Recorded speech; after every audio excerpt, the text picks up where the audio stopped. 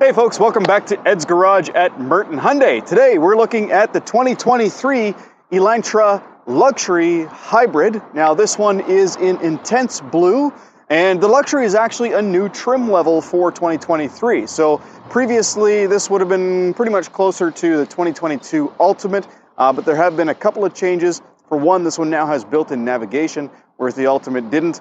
So yeah, it's actually a little bit nicer than the Ultimate in that regard. Now, this particular one just came in. It was a factory order for a client, and right now factory orders on hybrids are taking about a year, so it's pretty exciting to see finally a 2023 model come in. It's very much the same as the regular non-hybrid version of the Elantra.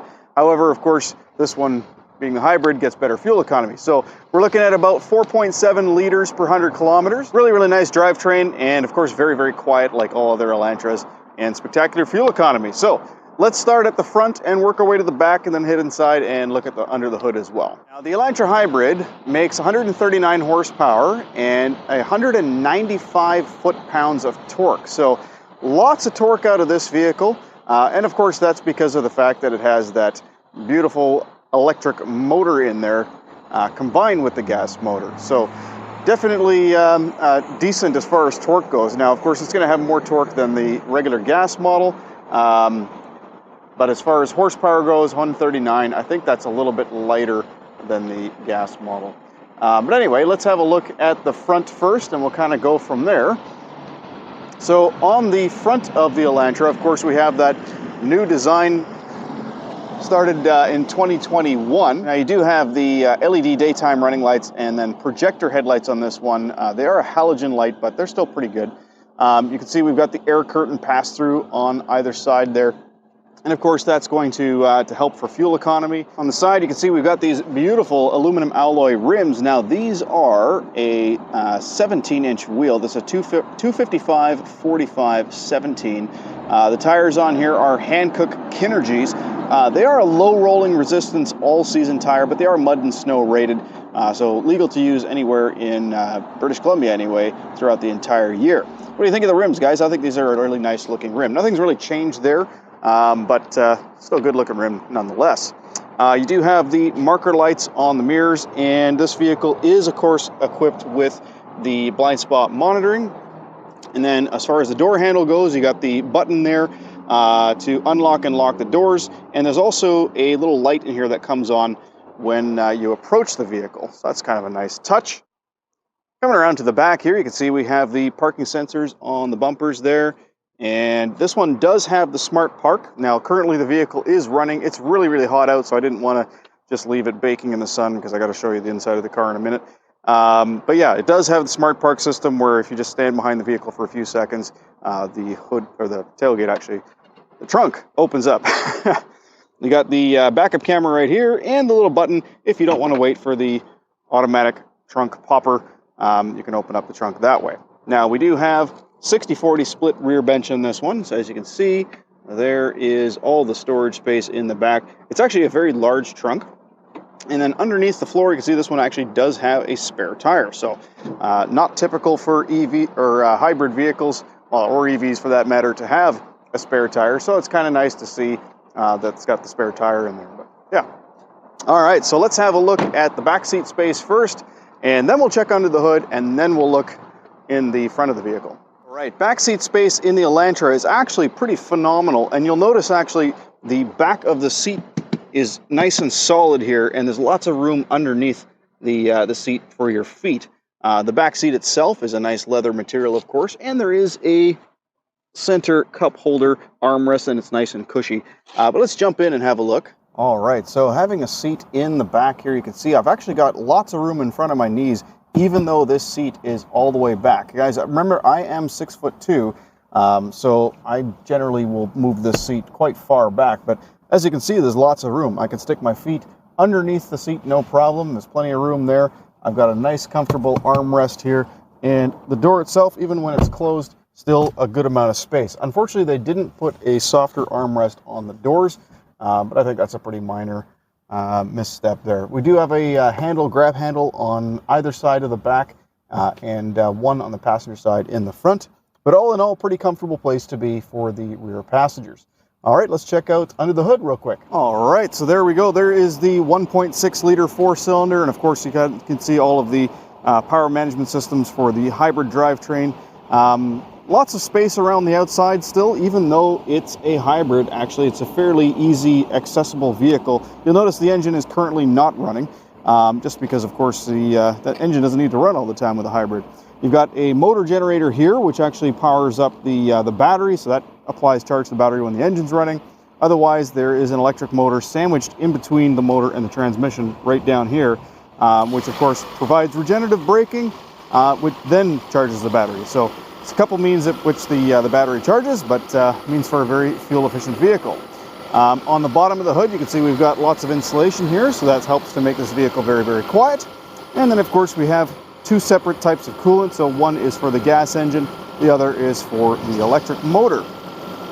All right, jumping into the front seat. So before I get too far here, I'm going to show you the seat does have height adjustment, but unfortunately it's not power in this trim level. The only Elantras right now with a power seat would be the N-Line Ultimate, and I believe the N, I can't recall off the top of my head. Cool little feature here though, check this out. So this vehicle, of course, does not have an accessory battery. It has a section of the hybrid battery that's utilized for 12 volts. So if you ever kill the battery, all you gotta do is just press that button and it kind of jump starts itself. Kind of a neat little perk of having a hybrid. Right, and then of course the other buttons here are just for your dimmer switch, your lane keep assist for higher speed lane keep, and your traction and stability control.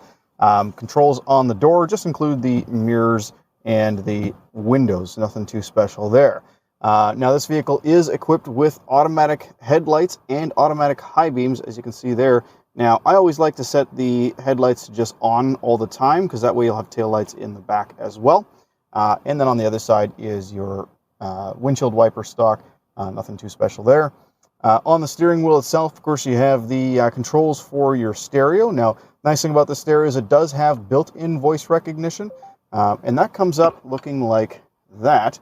But it also has the Apple CarPlay and Android Auto. Now, they've done away with the little customizable star button here, which I actually kind of appreciate, because I always set that up to reject and end phone calls anyway, so that's what this is going to do now. Answer calls, volume, next track, previous track, and then mode switches where music's coming from. And that's actually also somewhat customizable. The first time you press it, as you can see, it actually allows you to choose what things you want it to cycle through. So we're just going to turn them all on. So yeah, kind of a nice little feature there. Now these two buttons here, they control what's on this screen. So if I hit this top button, you can see it's going to cycle through a few different things. So if I now use the up and down button, this guy right here, I can actually go through those individual screens, which I'll show you a little bit later. All right, and of course we have our center console right here, which is a reasonable amount of storage. Got the manuals in there right now. Our cup holders, and one little thing with the cup holders, you can actually take this little guy out, flip it around, and then put it back in, and that's for if you have shorter cups, so they're not falling so deeply into the cup holders. Otherwise, you put it this way, and now it's quite deep, so that's the idea behind that. And then up on the center console here, you got your auto hold button, which stops the vehicle from moving forward when you take your foot off the brake, or backwards. You got your power e-brake, which is a pull to turn that on, and it shuts itself off when you put the car into drive, which is nice. You have the button for the camera system, so if you want, you can enable the camera at any time. So currently we're looking at the rear camera. Of course, there is only one camera on this vehicle, if you don't include, of course, the forward-facing safety camera up here. And then, of course, you have the drive modes.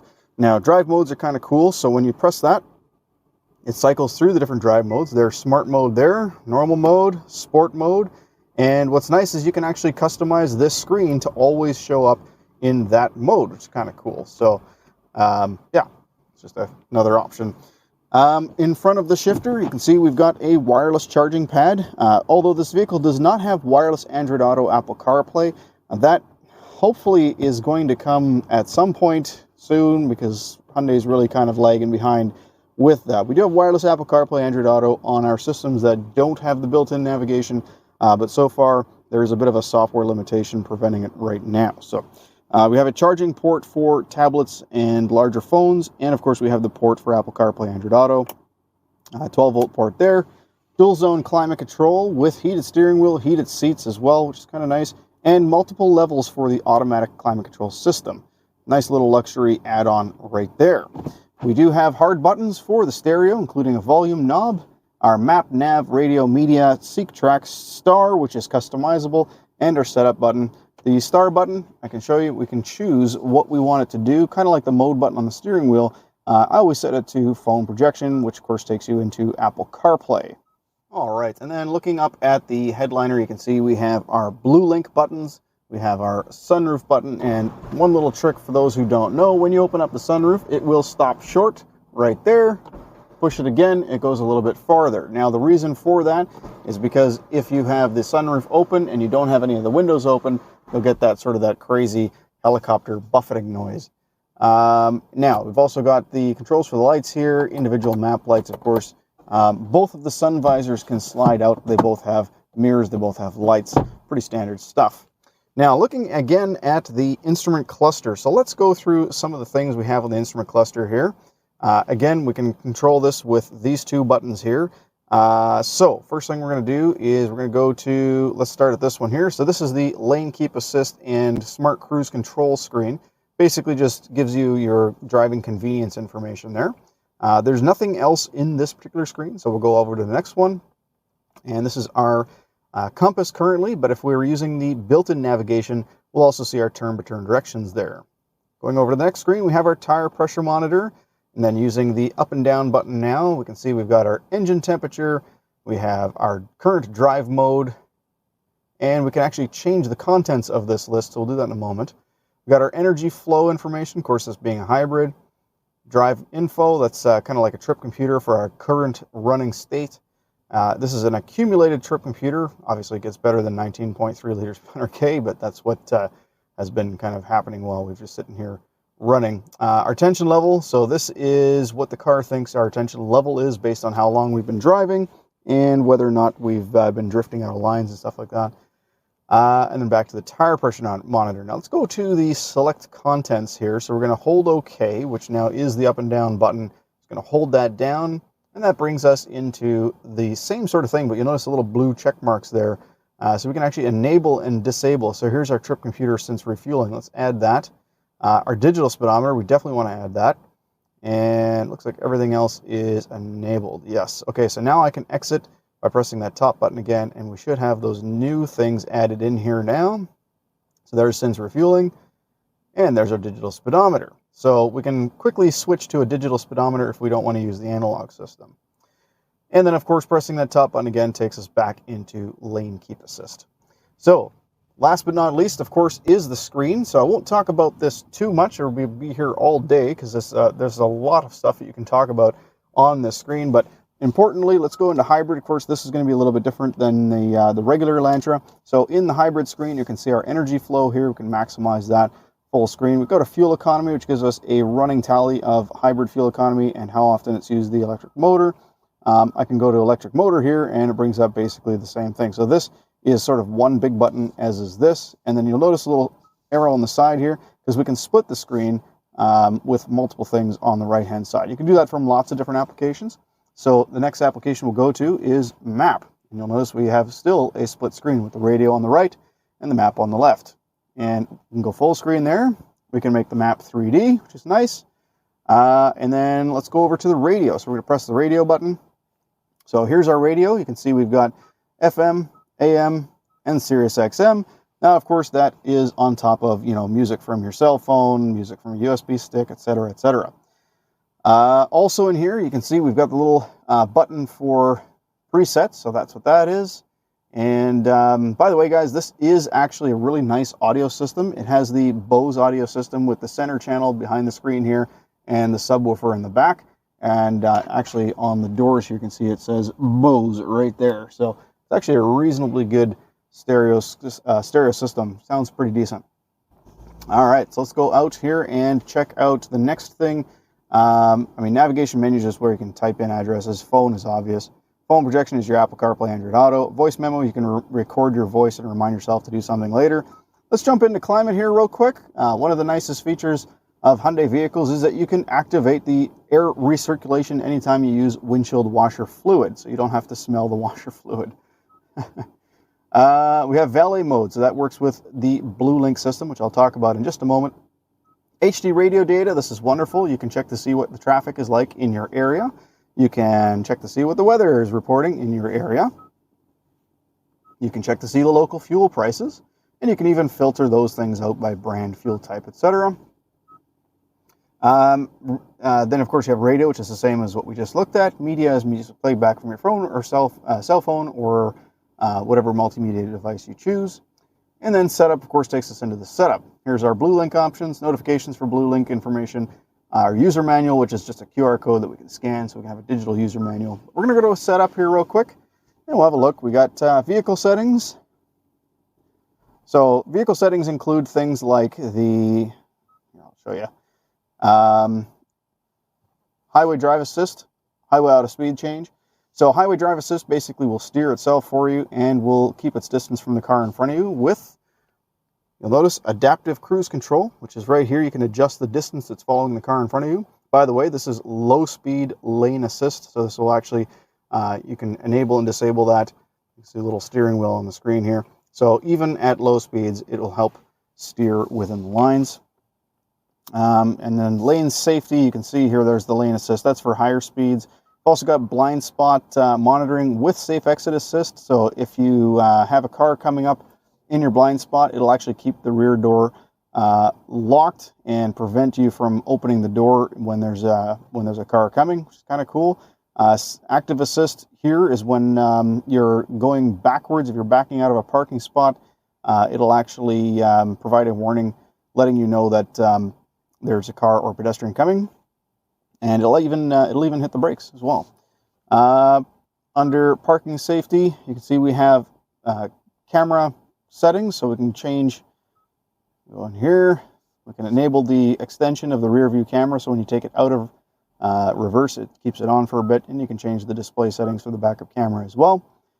There's that rear active assist. Sorry, I forgot to mention, or I was looking at it in the wrong spot. This is provides warning and vehicle control when a risk of blind spot collision is detected. So I'm looking at my camera and assuming that I'm looking at one thing when I'm actually looking at another. This is the rear active assist when you're backing out of a parking space. Okay, and then of course you have settings for the hybrid system. You can turn on the coasting guide here.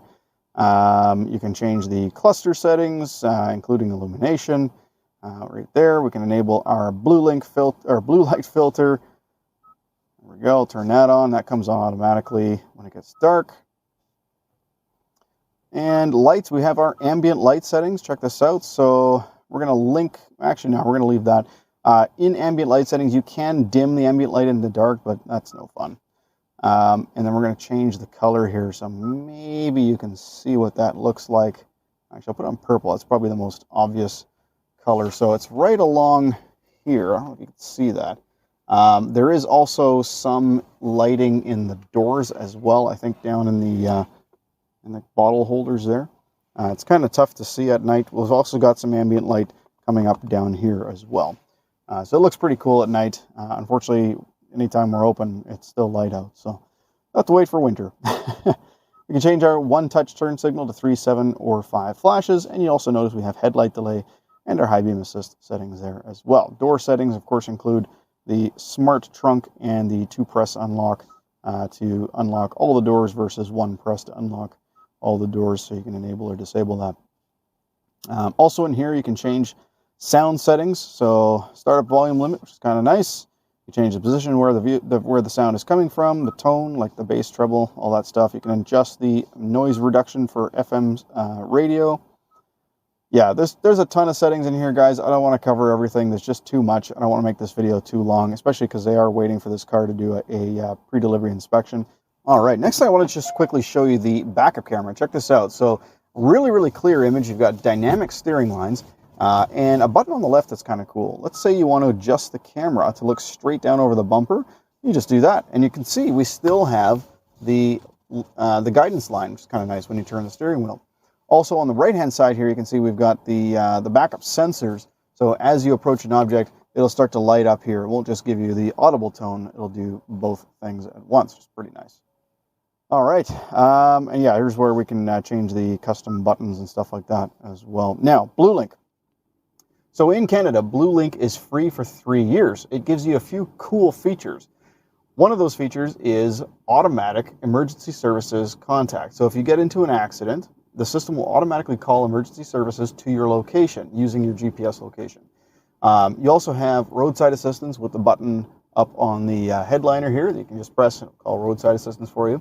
But furthermore, from your cell phone, you can actually lock your doors, unlock your doors, find the vehicle on a map, remote start the vehicle with different settings, which is kind of nice. All of that's for free for 3 years. So really, really good system and services there. On top of that, of course, you get your 5-year, 100,000K warranty in Canada, which covers almost everything on the vehicle. So really good warranty coverage. And then, of course, 3 months free of Sirius XM satellite radio. So yeah, I think that's where I'll end the video for today. I mean, the previous video that I did on Elantra, 23 Elantra, was also on a luxury, I think, and it's almost identical. So I'll link that in the description below as well. Feel free to check that out. I might have missed 1 or 2 things on this particular one, but that one should be pretty much identical with the exception that it doesn't have the hybrid drivetrain. Okay, so thank you so much for watching, and if you have any questions or comments, please don't forget to leave a comment below, and if this video helped you out at all, don't forget to hit like and subscribe. Thank you so much for watching, and have a great day.